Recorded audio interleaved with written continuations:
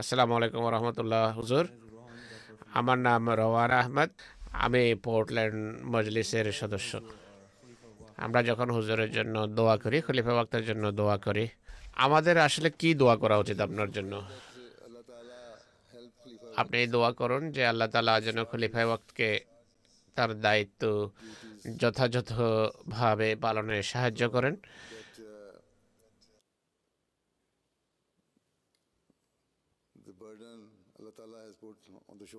আল্লাহ তাআলা যে দায়িত্ব খলিফা ওয়াক্তের কাঁধে ন্যস্ত করেছেন, সেই দায়িত্ব যেন সঠিকভাবে পালিত হয়।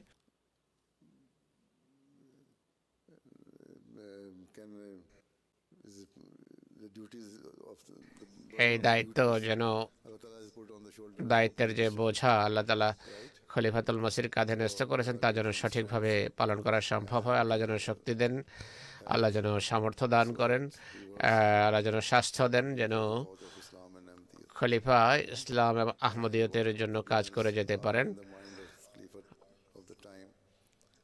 যুগ খলিফার হৃদয়ে যে পরিকল্পনা থাকে, সেগুলো যেন আল্লাহ তাআলার সাহায্যে বাস্তবায়িত হয়। সংক্ষিপ্ততম সময়ে সুন্দরভাবে যেন সেই কাজগুলো সমাধা হয়, এই দোয়া করো। ঠিক আছে?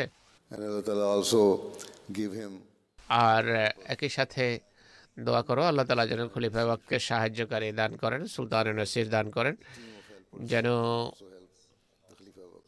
সাহায্যকারীদের দল খলিফা ওয়াক্তকে সাহায্য করতে পারেন। আর আল্লাহ এই দোয়া করো যে আল্লাহ আমাদেরকে যেন খলিফা ওয়াক্তের সাহায্যকারী হিসাবে গড়ে তোলেন, যেন ওয়াকফেন হিসাবে যেন আমরা আমাদের দায়িত্ব পালন করতে পারি। এই দোয়াও করতে থাকো।